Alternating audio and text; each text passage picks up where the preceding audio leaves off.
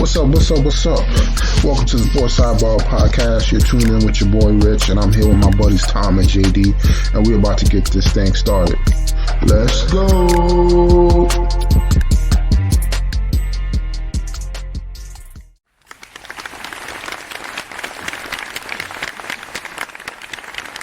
Welcome back, everybody. Ladies and gentlemen, boys and girls, children of all ages. Sports Sidebar Podcast presents to you tag team champions of the world. It's funny you bring up. I saw her at the, I don't know, it was today at the store, and I saw an NWO sticker on the back of a car. Like, man, I haven't thought about that in years. Oh man, just flashbacks. Those are the golden age of wrestling. Oh, when it was real. I don't care what y'all say, but nah, it was that was a great time for. Oh, it really was. Oh man, had The Rock, had Stone Cold. I mean, NWA, Kane, The Undertaker.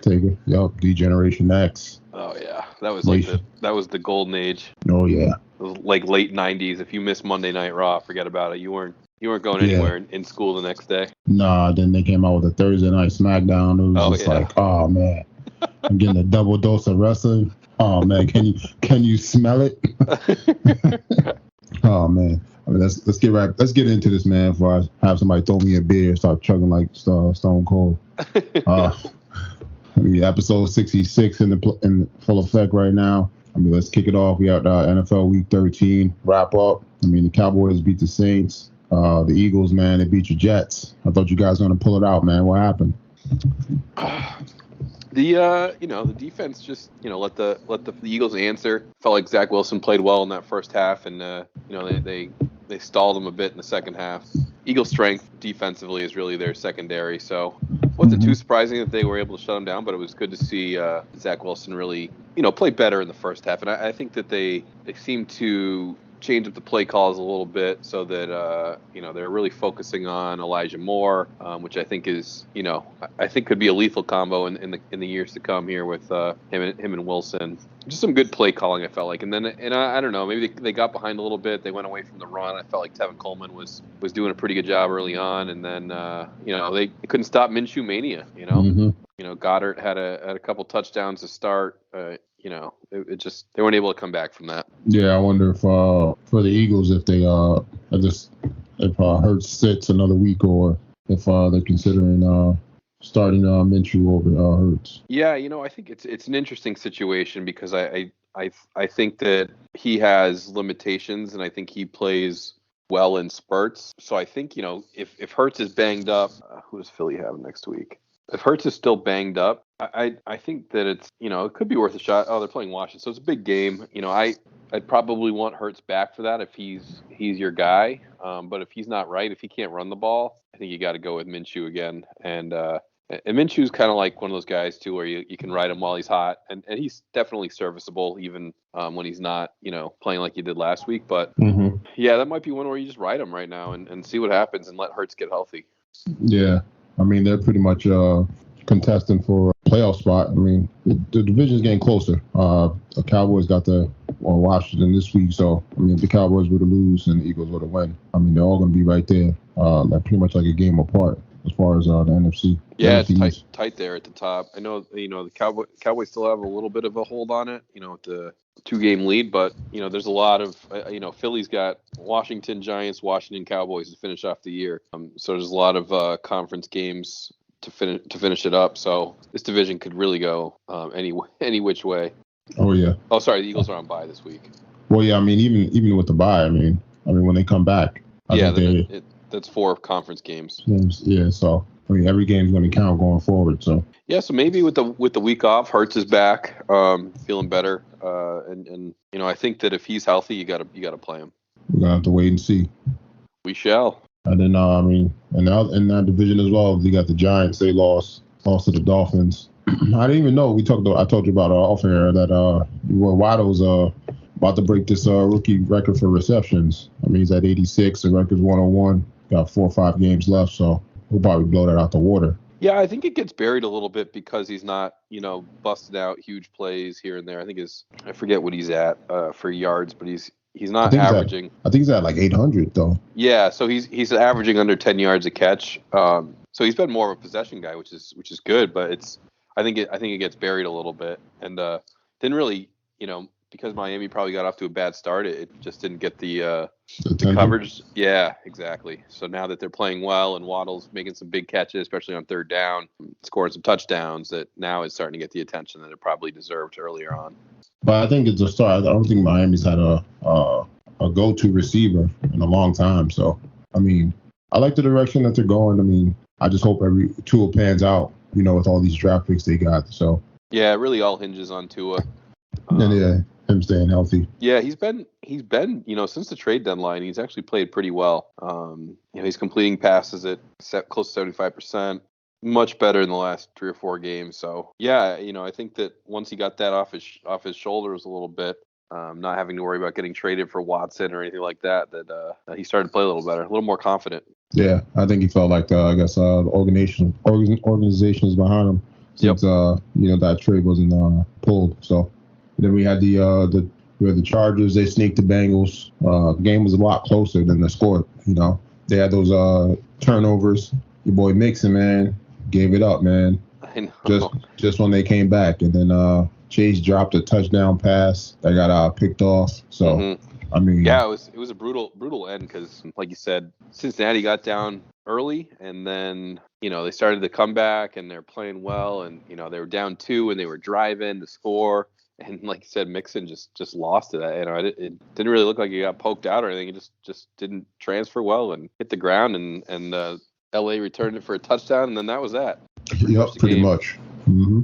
So, but I like the direction the Bengals are going in. They just need to clean up a few things. Mm-hmm. I think they'll make the playoffs, but I don't think they'll make much noise this year. No, I'm with you. I think they need to clean up some of the turnovers, and they tend to play down a little bit on some of these games where you feel like they're coming in hot off a big win, and they should be able to take care of the Chargers, who've kind of been up and down, but then Herbert comes in and kind of tears them up. Yep.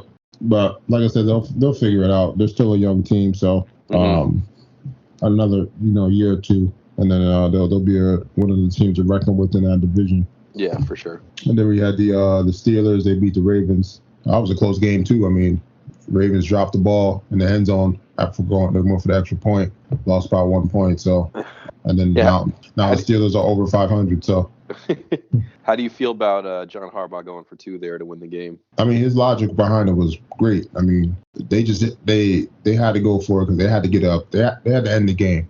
They couldn't afford to go into overtime. Like you said, they had no corners left on the roster due to injuries. I mean, at that point, you just gotta go for it all, man, and just come out. Hope that you come out on top and get ready for the next game. Get some time to rest for the next game because I mean, this team is pretty much beat up due to injuries, and they're still 8-4. I mean, a lot of it is because of Lamar, even though he still bears the brunt for some of the losses. I mean, he's throwing a bunch of interceptions the past few games. He's just got to clean that up. Creating those turnovers puts that beat up defense out on the field, and it's costing them some games. So yeah, I agree. He's got to clean that up. I didn't mind Harbaugh going for 2 there. I felt like when Lamar's your quarterback and you have the ball at the 2-yard line, you got a lot of options. It's not just a run play or a play action pass or something like that. He can get out into space. They got plenty of guys who can catch the ball out of the backfield, and the play design was perfect. And he just missed the throw. Watt was there to kind of make him adjust his throw a little bit, but the play was there. Andrews was open. He just left it a little outside, I think. Side up. And Andrews wasn't able to get another whole hand on it. Yeah, that was pretty close. I think they're happy that it was a regular season game and not a playoff game. So. I mean, yeah, and if you don't, honestly, if you think that you can't stop them, I feel like you have to go for 2 there, and hope that you can get healthy by next week, but yeah, I didn't hate the move. I know a lot of people were giving him a tough time, but like you said, Marlon Humphrey was out of the game. They were probably going to have some interesting corners in the game, but yeah, so some safeties probably going to have to play corner. So. Yeah. I mean, as I said, this team is decimated with injuries. So, I mean, you just got to get it. You got to end the game some way because you don't want to go into overtime and now you got more injuries. Yeah, now you got safeties, possible quarterback get injured. I mean, they got like 15 guys on IRs. I mean, that's crazy. Yep, 2 starting running backs, their left tackle, 2 starting cornerbacks. I mean, it's just ridiculous. But like you said, I wasn't upset about it at all. I think it was definitely the right move to do. So yeah, yep. And then speaking of going for it, the Lions, man, they get the first win against the Vikings. We need them to get like 3 more wins, so we can even out this mock draft. So. You know what the sad thing is? I think they're a better team than like the Texans and the Jaguars. Yeah, I think they are too, man. But I think they just been catching some unlucky breaks. A lot of the games been close. Yeah, and they play in a tough division, and like you said, a couple unlucky breaks here and there. But I think they're not I don't think they're the worst team in the NFL. That's for sure. Oh no. But I mean, we need them to win 3 more times, man. At least 3 more times, so we can tie with us as far as the worst record in the league. So we can need DeAndre Swift back. Yeah, because we don't got that many games left to catch him. So yeah. And then we got week 14 coming up. We got the Ravens versus the Browns. That should be another good game. I like the Ravens in this one as well, despite their injuries. I feel like they just got the Browns number. So I don't know how people were picking the Browns to possibly get a playoff bye or be second in the AFC this year. I don't know, man. They just can't do it, man. They just don't live up to the hype. You don't think so? Nah, I think I don't know where they go from here. I think they're going to try to run it back. But I mean, I don't think Baker's the answer for them. I think they're going to have to go out and get another quarterback. Yeah, I mean, he's going to kind of demand a big contract here soon. So they got to make a decision. And I'm with you. I don't know. I'm not 100%. I'm not 100% confident that he can man that position for them. Yeah, but I was saying, I feel like if you don't re-sign him, and let's say he leaves the team, I feel like you can get any option out there to be as valuable as him, or even better. I don't know, man. He's just not. I don't know what it is, man. I don't know. I don't know if he's not vocal enough, or he just doesn't really plays well. I don't know. Maybe it's his size. I don't know. Yeah, I'm with you. I can't figure that out. Yeah, I just feel like something's missing. Not sure what it is though. Sometimes he looks good, Yeah, but it's more. That's the thing. It's more times he looks bad than good. That's true. That's what I'm saying. It's just I can understand if you were, even if during your bad games it was just like you managing the game. But like when he gets bad, he gets bad. Yeah. No, you're right. And I don't know if it's because he's healthy, not healthy, or it's just this is what he is. Yeah. Sometimes I just feel like he's trying to do too much, or I don't know, man. It's just something's not there, man. And then we got the Chiefs and the Raiders. That should be a good in-division game. The Chiefs are slowly on top of the AFC, man. Yeah, they're doing it on the defensive side of the ball too, and running the ball. While Mahomes and the offense tries to figure it out. I think it's just they're not trying to do too much. I felt like early in the season they were just the offense was trying to get too cute. They're trying to do too much. Throwing big bombs all the time, and I think that they've kind of figured out they need to be more of a possession team, give that defense a little bit of a break, and the defense is getting healthy. The front line is all back. Chris Jones, Frank Clark, healthy, and you can see it in the way that they're playing right now. Yeah, I mean they were getting to the quarterback. I just hope they can keep it up come playoff time, because that's the big Achilles heel for them is that defense. Yep. I mean if they're able to stop some people in the playoffs, they're going to be pretty hard to beat. Yeah, I agree. And then, the X factor is that, it's still Mahomes at quarterback, so you know what he can do if he has to, right? So. And then not to mention those weapons too. Oh, yeah, absolutely. And then we got the Seahawks and the Texans. It's not a big game for y'all, but it's a big game for us because the Jets have the Seahawks pick. And then the Texans, I mean, I think they're right there I think they have one less win than the Seahawks, the Jets, and the Giants, and the Bears. Yep. So we need the Texans to win on this, so they can jump from I think they're at 3 to like 8. Because I think you guys got 4 or 5, we got 6, 7. So. Yep, that's where we're at right now. So I mean, it's a close race. We need 4 of the top 5 picks to beat New York. So Tough one. The win-win here for me would be the Texans winning. Uh, put them at 3-10. Jets lose, go to 3-10. Seahawks are at 4-9. And obviously, we'd like Detroit and Jacksonville just to win out. yeah, but I mean, it's gonna be hard for those. That's the I thing. know. It's gonna be hard for those 2 teams to win out. Maybe Jacksonville, but Jacksonville's got the Patriots in a couple weeks. I mean, I think Jacksonville's got 2 wins, so they need 2 more, right? Yeah, Jacksonville's goes Titans, Texans, Jets, Patriots. This is a couple big games, draft order wise, with the Texans and the Jets. Yeah, I don't know why. I think Jacksonville can get it, man. But I don't know about the Lions, man. They're too deep in that hole. So yeah. And then we got the some other important games. We got the Giants and the Chargers. I mean, that should be a good game. I mean, for the Chargers, but not for the Giants. We got the Jets and the Saints, and Bears and the Packers. I mean, pretty much hoping for all our teams to lose. Keep it close. You keep it close, but lose at the end. Exactly. Be competitive. Yeah. So we get closer to this mock draft. We got the Cowboys. We talked about the Cowboys in Washington. That should be a good game. Fighting for division in the NFC East. I mean, even if the Washington wins, I mean, the Cowboys will still be up a game, but they're going to see each other again. So, yeah, I really like the way that Washington's playing right now. They're finally utilizing Gibson, letting him pound the rock, and then Heineke's doing Heineke things. But I felt like that they're getting on these longer drives, they're winning the time of possession. Defense is doing just enough, to keep the opponent down. But 4 in a row isn't a fluke. I mean, they're playing much better football than they were, early in the season.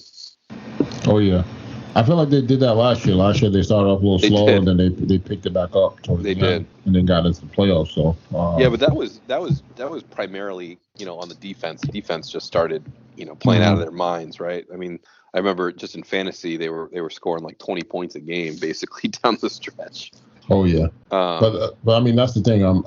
I guess it takes a while for teams to get into back to that form, kind of what we were seeing last year. So yeah, and sometimes you get away from what your plan was going into the season, right? I mean, I think that they wanted to pound the rock with Gibson, and they had McLaurin and Logan Thomas out there, and Thomas gets hurt, and they're getting down early in games, so McKissick is coming in, and they're just throwing the ball in every down, and that's not how they're going to win, right? I mean, that's like Lamar coming up, on first down every time and hucking the ball, 15, 20 yards down the field. Like Baltimore is not built to win that way. Right.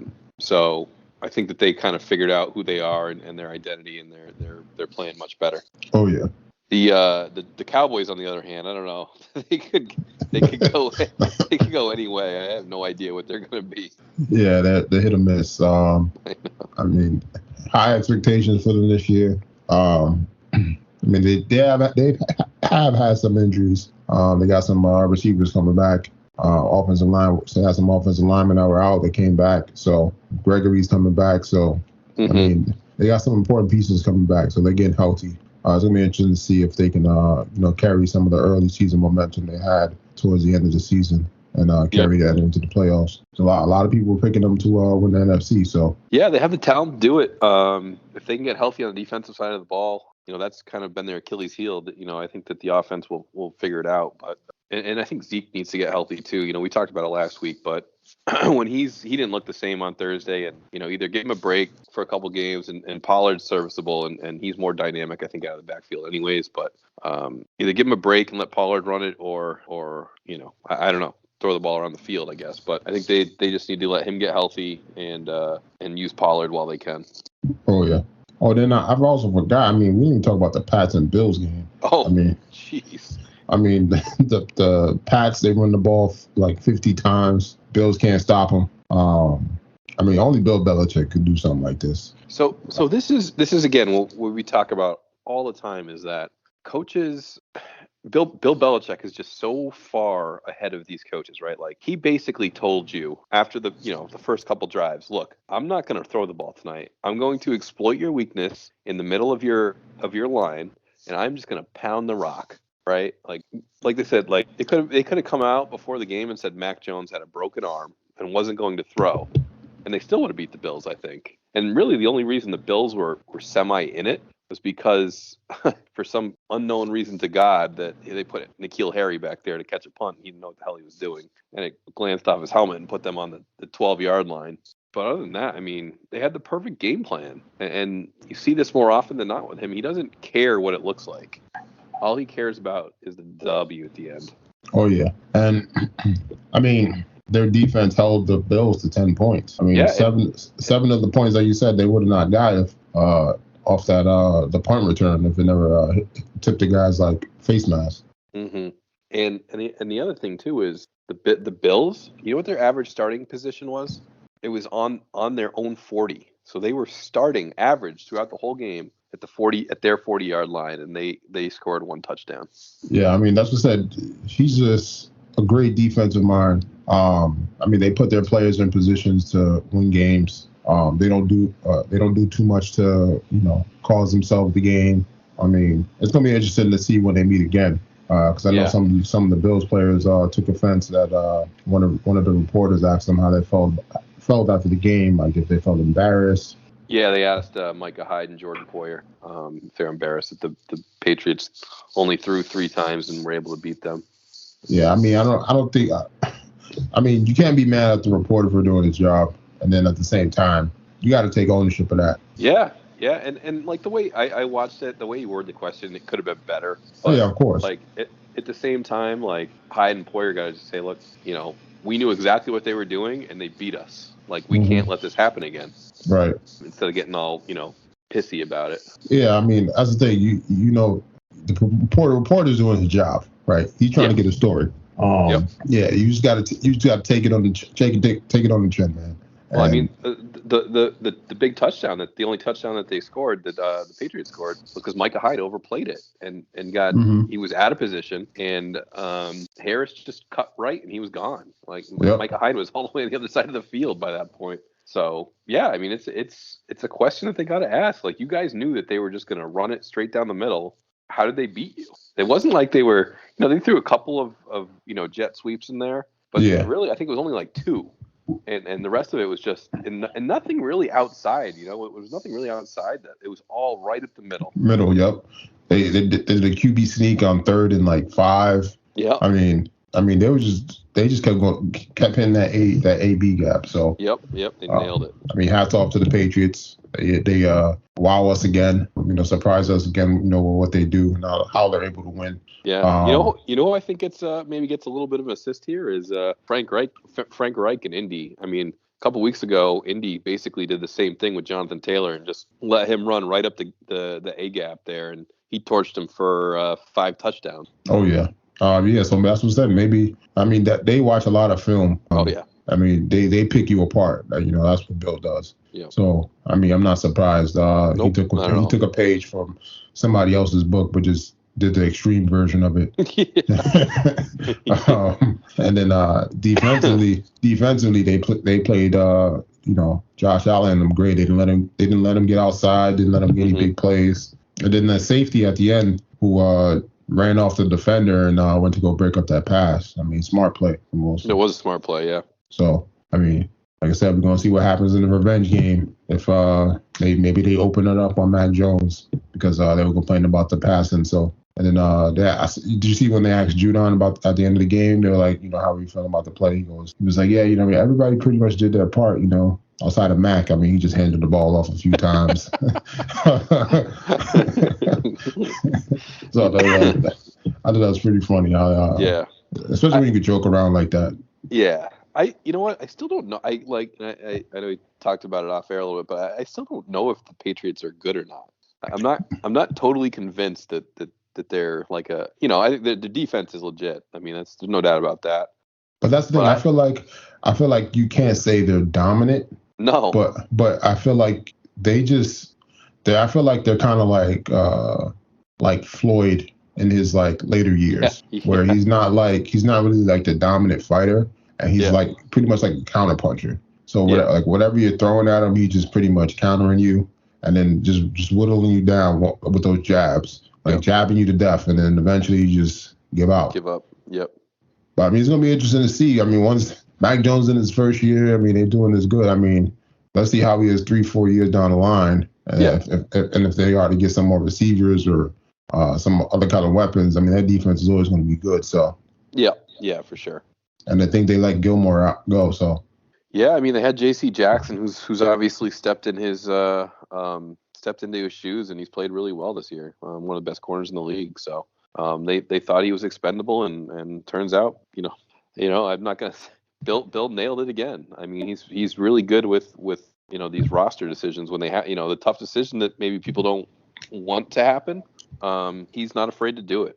yeah, I mean they do a great job of filling holes quick. He's not gonna let a guy like Gilmore go without knowing what he has behind him. Yeah.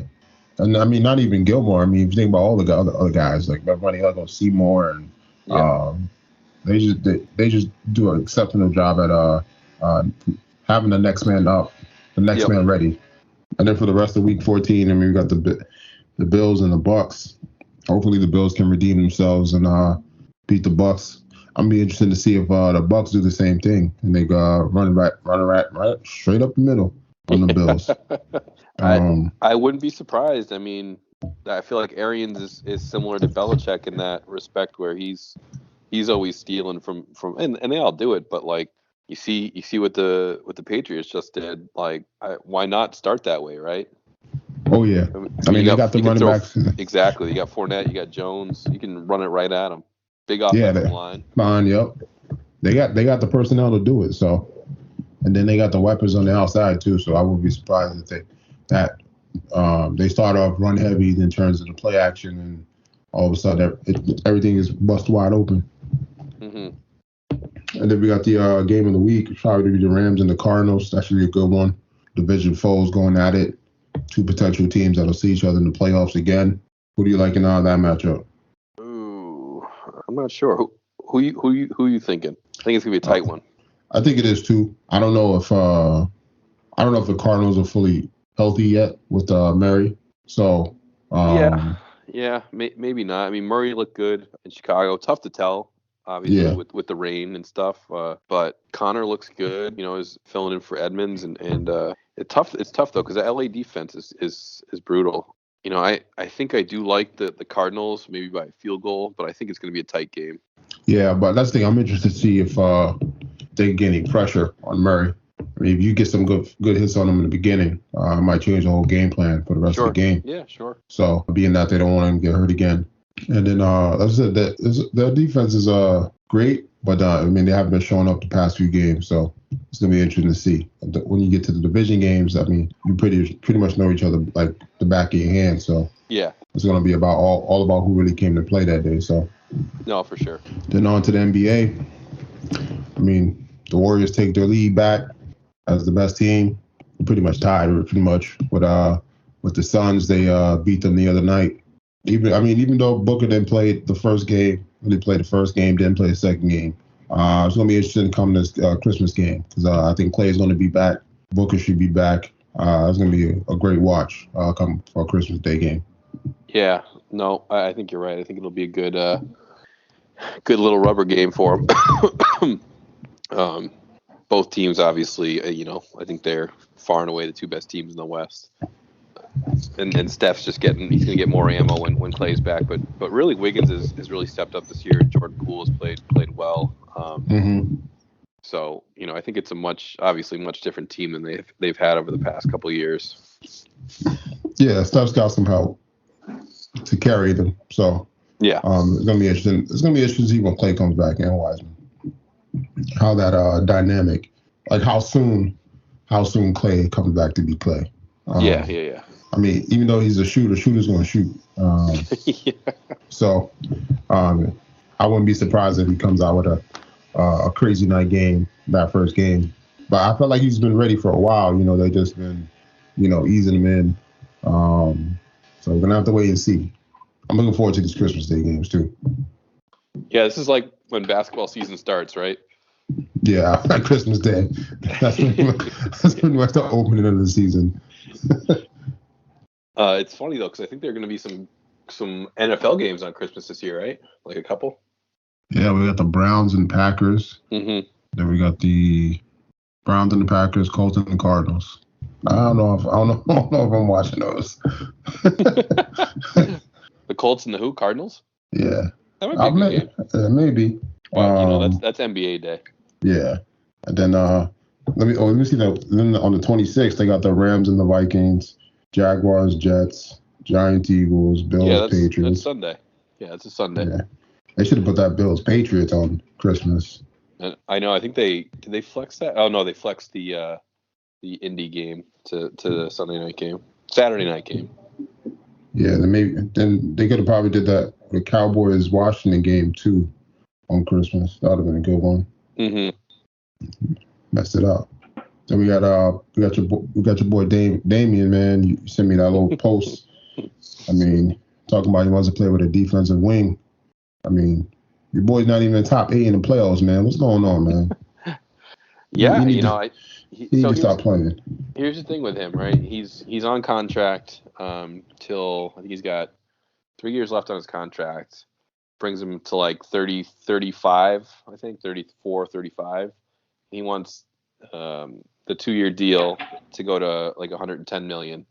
So 2 years, 110. He wants added on, and I don't know if Portland, wants to do that. So why, if they're not going to keep him for the next 6 years, why not now kind of just blow it all up, trade him, get, retool and just, start over just about. And I think, like you said, he wants to play with a defensive wing. I think he wants to be the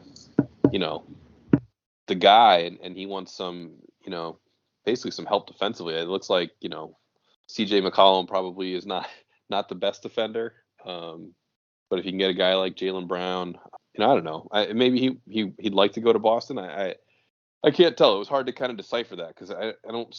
When I think of people I want to play with, Aaron Gordon's probably not at the top of my list. So it seems like he has but the teams that he wanted to look at, Celtics, the Nuggets, are good teams, right? So I think that's kind of the gist of it. I don't see him as the scoring. As the main reason on a championship team. But so if he goes to either of those two teams, right? If he went to the Nuggets or the Celtics, he wouldn't have to be. You'd have Tatum and Brown. Tatum would be your 1, Dame would be your 2, and Brown would be your 2A, right? And if he went to Denver, you have Jokic and Jamal Murray. So I think although identifying certain defensive players he wants to play with, look at the teams that he's talking about too. Yeah, but then he also talked about I don't want to play with a star. Like, yeah, bro, but those guys aren't really stars. They're not like, I think when you think of a star, you're thinking of like LeBron or Steph or those big names like that. I think that the Celtics are kind of a little more low key. I wouldn't say Tatum's a star yet. I don't think Jokic is the MVP, but I wouldn't call him like that kind of star personality, right? He's a great player, obviously, but he's not really like that. To me, not that star type player, the flashy guy that brings a lot of attention onto himself. Yeah, but I mean, he's definitely up there, probably one of the best centers in the league. Oh yeah, for sure. Doesn't get a lot of credit. I mean, exactly. And I think Dame wants to kind of shy away from that stuff. He doesn't seem like he wants to get involved in that. It's funny. Imagine if the Denver traded the Joker instead of what's the other guy? Yeah, Nurkic. Oh man, that would have been very interesting. But I think he just needs to flat out say, "Hey, I'm tired of this, man. I need to go somewhere." Yeah, I need to win. I think he's not. He doesn't seem like he's that kind of guy, though. He just seems like he wants to kind of ease his way out of Portland because he does seem to like it there, and obviously the fans love him. But I think it's just like one of those things that's like run its course, right? Like he's getting older. He's kind of hitting the not the twilight, but he's getting pretty close of his career, and wants to just get to a different squad somehow. Oh yeah, I would love to see the other pieces where they go too, because I mean once he goes, I mean it's gonna be a domino effect. Oh, I think so. Yeah, you probably McCollum. You'll probably lose, and Nurkic is gone. Yeah, I'd say they're if you're gonna trade Dame, you might as well clean house and get whatever you can get. Yeah, try to get some draft picks or something. You got your boy Zion, man. He's packing that 300 right now, man. Soreness in his right foot. Look like he got diabetes right now, man. I mean the Pelicans. I mean, the Pelicans on pace for another first pick in the draft. Yeah. And like, what's going on, man? I don't know. It's a mess down there. I don't know what he's doing. I really think he just doesn't want to play there. It has to be. He might not.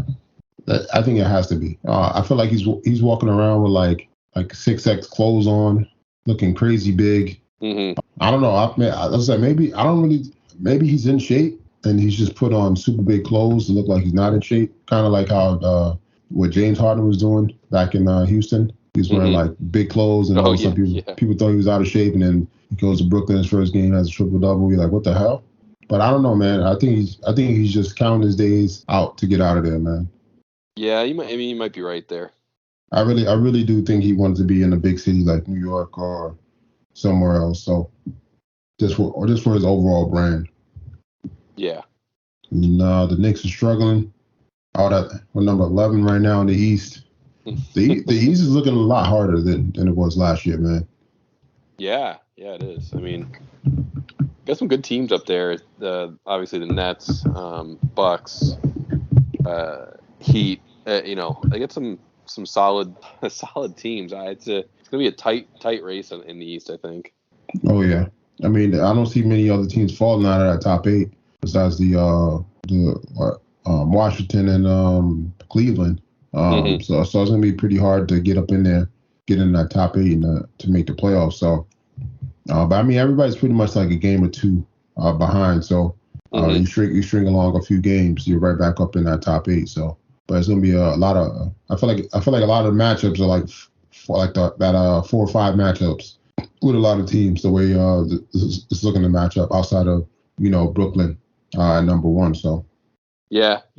I think it's gonna play out all season long like this. It's gonna be a tight race all the way down. Oh yeah, NBA just getting started too. So. Oh yeah. Then we got college football. I mean, Alabama does what it does, and they get smacked down on Georgia.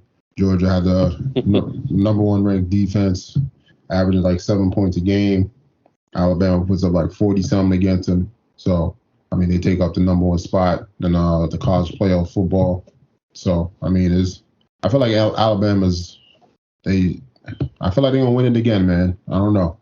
I don't see anybody stopping them right now. It looks like they'll be playing Cincinnati first, and then Georgia's gonna be playing Michigan. That should be a good game. Yeah, it should be. But yeah, I think you're right. I mean, Alabama's going as a favorite again. This time of year, Saban turns it up a notch. So not really surprised by the Georgia beatdown. I know a lot of people like Georgia in that game, but Kirby Smart is just way outclassed by Saban. Yeah, that's what's that. You just can't count. This is one of those things. One of those people you can't count out, like a Tom Brady. That's what That's what Nick Saban is, and Bill Belichick. It's one of those guys you just can't count out. Yep. I mean, he said they used all the bulletin board material, as rat poison. He said people put their rat poison out there about Alabama, but that rat poison was food to us. So they said it was yummy. I thought that was pretty funny. So he's kind of a tool still. I mean, yeah. I mean, when you're at that level, you got to be. Yeah, I guess. You just got to have that super confident, like, hey, it don't matter what you say, we're going to beat your ass. So, and then that translates to some of the players. So, and then that's why they come out and they perform how they do. So, he doesn't lack confidence, that's for sure. Oh, yeah. I don't know if you've seen this, the Oregon coach, I guess he's going to Miami. Yep. And then it looks like Miami's. Yep. Looks like Miami's going to have to pay, I think it's a buyout of his contract or something like that. They got to pay $27.7 million. Ooh. On top of that. So, man, I mean, hey, boosters must love that. Oh yeah, especially. Yeah. I mean, he's a Miami guy. Played at Miami. I don't know. I think Miami's in a bit of a bigger mess than just changing coaches. But yeah. It's not like it doesn't seem like it's a destination school anymore, right? I mean, I think they need a personality head coach because like the guy Notre Dame hired, Freeman. I mean, yeah, kind of, just because they need to.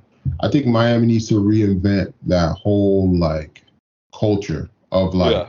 No, I agree. Those old days. I think they need a big like personality head coach where like players love to play for him. He's infectious. He's going to talk trash. Mm-hmm. Like his like demeanor is going to translate into the players. Right. But that's the thing. I don't know who out there who would do that. Like somebody like a Pete Carroll. Yeah. That would have been an interesting pick up Pete Carroll to Miami. But I mean, they pretty much picked their quarterback. I mean, their head coach. I feel bad for the head coach that was there. I mean, he was there for like 6 years. And then I guess they didn't tell him they were interviewing people. And all of a sudden, he got the email that he was being let go. Mm-hmm. So, and then they announced that they were hiring a head coach. So I know he was upset about that. But I mean, that's college sports, man. Yep. And then on to college basketball. Girl Paige is out 6 to 8 weeks. I mean, it's gonna suck. Hopefully she'll be back in time. She'll definitely be back in time for the tournament. But hopefully it's not like one of those lingering injuries. And then South Carolina still number one. I don't know if you've seen Duke, man. They've been looking kind of good. They upset Iowa the other day. They seem to be making a change around for and as far as women's basketball, from what I've seen lately. Mm-hmm. And then in men's basketball, I mean, it looks like Purdue's number one. That's a surprising number one to me. It's gonna be interesting to see how long they hold the title, because every time somebody's just number one, they end up getting upset. Then I don't know if you've seen Shaq's son, Sharif. He signed the NLI with a cryptocurrency company. Oh yeah, I did see that. Yeah, there's a lot of NLIs going out. They need to release some of these numbers, man. I know. I'm about to go back to college, man. It's crazy.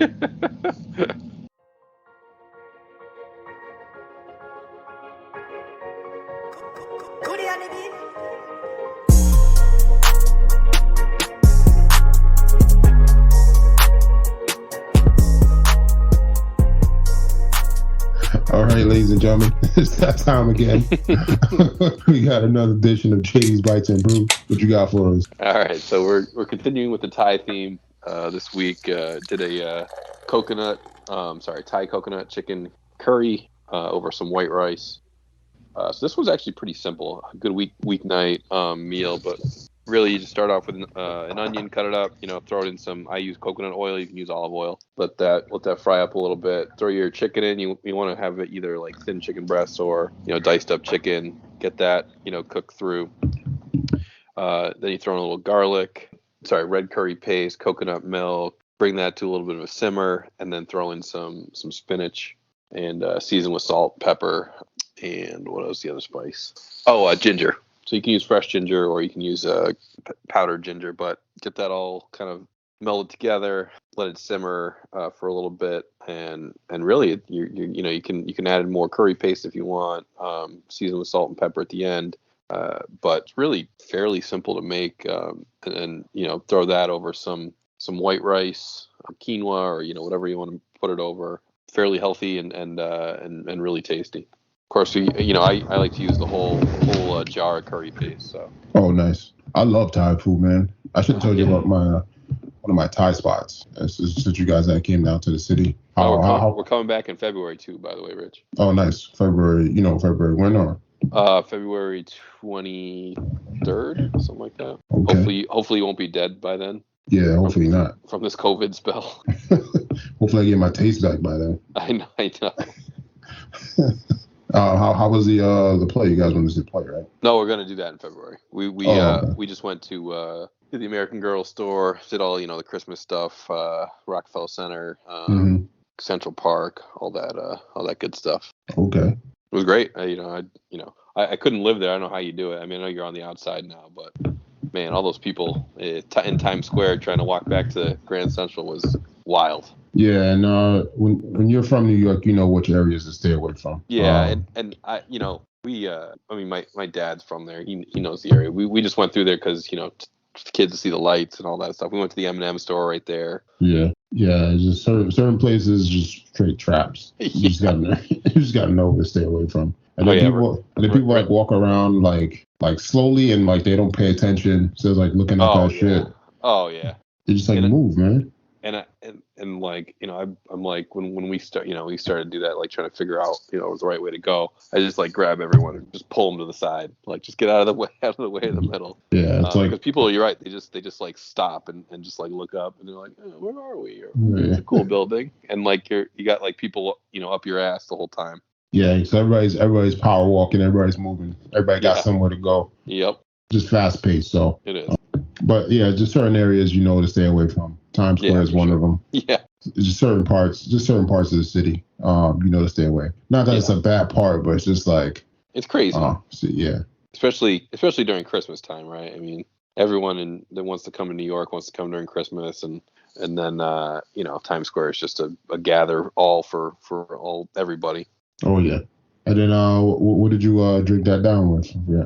All right, so we got a beer called NWO from Long Live down in Providence. It's a coconut. It's a NWO. It's the dessert. So the NWO dessert bars. They're chocolate, coconut. I forget what else. Graham cracker, honey. But they tried to mimic that in a beer form, and the coconut comes through really good. It's smooth. It's a little sweet. I like some of these stouts that are a little sweet, but this one kind of borders on that, maybe a little bit too sweet. Maybe like a good dessert. Half a beer or something like that. Typically they do these ones barrel aged. It kind of takes the sweet punch out of it a little bit, but this one they didn't. But clocks in at a 14.6% ABV, so it's a little steep. Wouldn't have more than one, but it was good. I wouldn't say it was the best one I've ever had from them. They do make really good winter beers, but I'd throw this one at like a 7.2. Gotcha. It was a little down. But a little down. It was still good, but it wasn't something I'm dying to go back and get. Right. It's one of those you got to be in the mood to have it. Yeah. If I'm there, I might get a couple cans to go, but I'm not driving the hour to Providence just to get that. Right. And that's JD's Bites and Brew, everybody. And then for BRR, it's not too much. Still going through some old shows, new shows. On the second season or third season of Money Heist. So now they're robbing the Gold Reserve. So it's interesting to see how it goes. But I feel like a lot of these international shows are catching excitement. So hot right now. Yeah. So I think it's like 5 parts on this too. So on like season 3. Nice. But I think 5 is just like the end. I think I saw something they said, they were talking about the end. I tried not to look at it. So we'll wait and see how it is. But overall, it's a good show. Nice. Also, I think Hannah finished up. I feel like this third season only like 6 episodes, so it's kind of short. Mm-hmm. So I wonder if if this was like the final season, or I don't know, maybe they just ran out of stuff to write. So I don't know. Wheel of Time's okay. I think if you're gonna watch it, probably just wait till the whole season finishes and you could just binge it. Still feel like they're just like not really going anywhere. They're just giving you a whole lot of stuff that's not really relevant at this point. Lost in Space is back for your sci-fi people. You might like that. Based off the original. It's okay, but I can't compare it to the original because to me it's like a space show back then compared to now. Obviously now it's a lot more graphic and a lot more stuff you can do now compared to back then. Back then it was just more simple. They go to different planets. There's something happened on a planet they got to fight or solve. So they kind of have that in the new one, but this one gives you more of a story of them trying to get back home and stuff like that. So, but if you're into those space shows, you probably definitely will like it. Yeah, you're right. I think it's just very different on how they do those shows now. But how do you feel about like the remake shows like that? Some of them, like I understand if you're gonna remake a show, but if you're gonna remake a show, you got to go all out. Like don't give me a remake of the show and just like the 4400, right? So it's basically about people that get like abducted and they all come back at the same time with like powers, right? So you're gonna give me the same show, right? But now you're making it about making it more towards like social injustice. People losing their rights, kind of like. It's just like I didn't come here for all that. Like, don't give me a remake. Like, don't give me a remake and then try to put your twist on it of like trying to send a message. Like if you want to send a message, make something creative of your own and to send a message, right? Don't give me a remake of how to put this, like. No, I hear you. I'm with you. I get what you're saying. Like, you don't want them to put their spin on it. Give me the remake just with better graphics and maybe, if anything, maybe like a little bit of an improved storyline or something like that. Yeah, or touch on areas that the other show Right. like forgot about, like not to say like social injustice, but like more like, oh, the relationship between this character and that Like character. the things that people were annoyed about that didn't get hit on or something like that. Yes. But I just feel like I just hate when people do that.